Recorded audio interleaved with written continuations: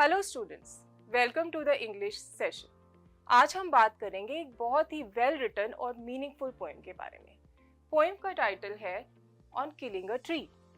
अब टाइटल को देखकर आप समझ ही गए होंगे कि ये जो पोएम है ये ट्रीज के बारे में होगी। आइए देखें, हमारे सामने एक पिक्चर है।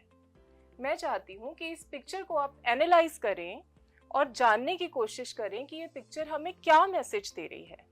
तो देखें, हमारे सामने है एक ट्री और एक मैन। मैन मतलब सारे के सारे ह्यूमन बीइंग्स, ठीक है। अब ट्री के पास क्या है? फ्रूट्स। और मैन के पास क्या है? एग्स। तो यहाँ हमें क्या पता चल रहा है कि पेड़ हमें खाना देते हैं, फूड देते हैं, और हम क्या करते हैं? हम अपने सेल्फिश एंड्स को मीट करने के लिए पेड़ों को काटते हैं। गलत बात है ना ये? आगे चलो और थोड़ी देर रुककर सोचो। आपने अक्सर लोगों को पेड़ों को काटते हुए देखा होगा।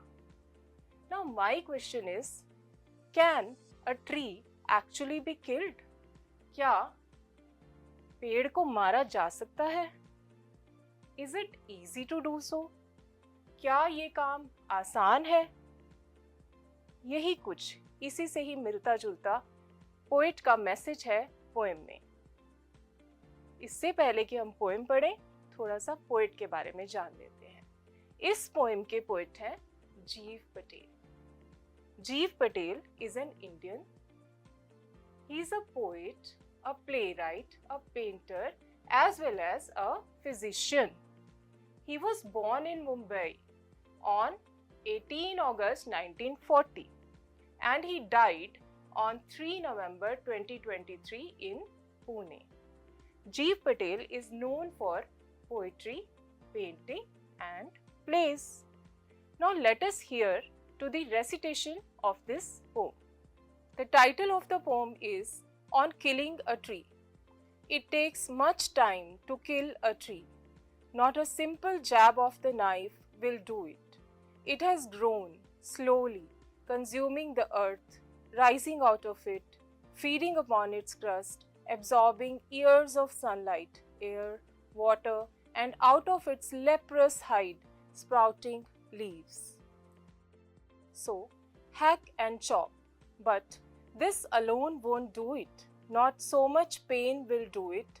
The bleeding bark will heal, and from close to the ground will rise curled green twigs, miniature boughs, which, if unchecked, will expand again to the former size.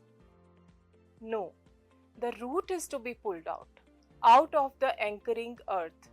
It is to be roped, tied, and pulled out, snapped out, or pulled out entirely, out from the earth cave, and the strength of the tree exposed, the source, white and wet, the most sensitive, hidden for years inside the earth. Then the matter of scorching and choking in sun and air, browning, hardening, twisting, withering, and then it is done. Since we have listened to the poem, now let us try to understand the meaning behind the lines. Let us take a close look at the poem. It takes much time to kill a tree. Now here, the poet is referring to the time. He says that it's not just a simple jab of the knife. ऐसा नहीं है कि आपने एक बार मारा और पेड़ मर गया. It will take much time. बहुत टाइम लगेगा उसके लिए. It has grown slowly, consuming the earth, rising out of it, feeding upon its crust, absorbing years of sunlight, air, water, and out of its leprous hide, sprouting leaves. जब मैं ये lines पढ़ रही थी, आपको याद आया होगा फोटोसिंथेसिस. पढ़ा है ना हमने फोटोसिंथेसिस के बारे में. We all know जो ग्रीन प्लांट्स होते हैं they are the autotrophs and they prepare their food by the process of photosynthesis. तो यही यहाँ पर पोइट कह रहा है कि उसने सालों तक अर्थ को कंज्यूम किया। इसका क्या मतलब है?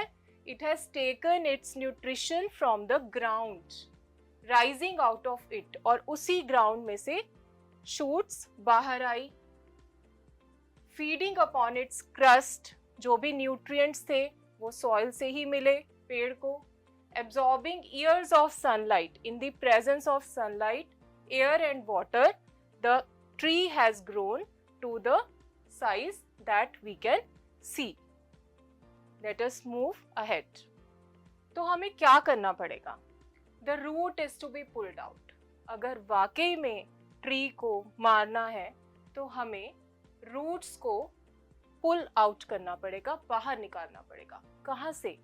आउट ऑफ द एंकरिंग अर्थ। जो अर्थ है उसने जकड़ रखा है रूट्स को, उसे बचा रखा है हर तरह की सनलाइट से, हर तरह की हवा से, जिससे कि वो जिंदा रहे और वो फूड प्रोवाइड करती रहे पेड़ को। It is to be roped, tied and pulled out, snapped out और पुल्ड आउट एंटायरली। तो आप यहाँ देखो, pulled out, pulled out, pulled out, 3 बार रिपीटिशन हुई है। The poet wants to stress upon the fact that if you actually want to kill a tree, you have to pull out the roots, right? Out from the earth cave. Now earth cave again anchor. Earth cave जिस जगह पे पेड़ की जड़ें बिल्कुल सुरक्षित थी, उस जगह से उसे बाहर निकालना है। And the strength of the tree exposed. Now what is the strength of the tree? Roots. यही है पेड़ की सारी ताकत, सारी शक्ति, यही उसे खाना और पानी दे रहा था। उसे ही खत्म कर दो अगर तुम्हें उसको मारना है। The source, white and wet, the most sensitive, hidden for years inside the earth. तो ये जो सोर्स है ये कैसी है? White and wet. White, generally roots जो है वो वाइट कलर की होती हैं। वेट, वेट क्यों? क्योंकि वो पानी एब्जॉर्ब करती हैं और फिर पेड़ को पहुंचाती हैं। द मोस्ट सेंसिटिव, और यही रूट्स बहुत ही सेंसिटिव भी होती हैं। Hidden for years inside the earth, और जिस अर्थ में से पोएट उसे बाहर खींचने को कह रहा है वहां वो सालों से रह रही है। सबसे पहला जो पार्ट प्लांट का उगता है वो क्या होता है? रूट्स, क्योंकि वो उगेंगी तभी तो उसे खाना मिलना शुरू होगा। Then the matter of scorching and choking. तो तुमने जो करना था तुमने कर दिया, उसकी रूट्स को बाहर निकाल दिया, एक्सपोज कर दिया। अब किसका काम है? अब काम है सन और एयर का। सन और एयर क्या करेंगे? They are going to scorch the roots. They are going to choke the tree. They are going to kill it forever. Browning, hardening, twisting, withering, and then it is done. तो ये सब stages हैं। धीरे धीरे वो brown पड़ जाएंगी, सख्त हो जाएंगी, ब्रिटल हो जाएंगी, ट्विस्ट हो जाएंगी, विदर कर जाएंगी, मुरझा जाएंगी, and then it is done. It मतलब the death of the tree. तो इस पूरे प्रोसेस को जब आप सुनते हो तो कहीं ना कहीं ऐसी फीलिंग आती है कि हम ट्री का मर्डर कर रहे हैं, प्रॉपरली प्लान करके मर्डर कर रहे हैं। इसीलिए इस पोएम का टाइटल भी किलिंग अ ट्री है। ऑन किलिंग अ ट्री इसीलिए टाइटल डाला गया है क्योंकि हम उसे काट नहीं रहे, हम उसकी जान ले रहे हैं, जो कि एक बहुत ही क्रूएल एक्ट है। So here I present to you the task for this session, and the task is that you will write short paragraphs on the purpose of the poem within and beyond text. इस पूरी poem के अंदर इसे पढ़ के आपको क्या लगा, पोएट का क्या पर्पस होगा, और अगर आप इसे एक लार्जर पिक्चर में देखें तो इस पोएम की क्या रेलिवेंस है, and what is your perspective on the poem. आपको ये पोएम कैसी लगी, आप पर इसका कितना असर हुआ? With this, I end the session. Thank you. Take care.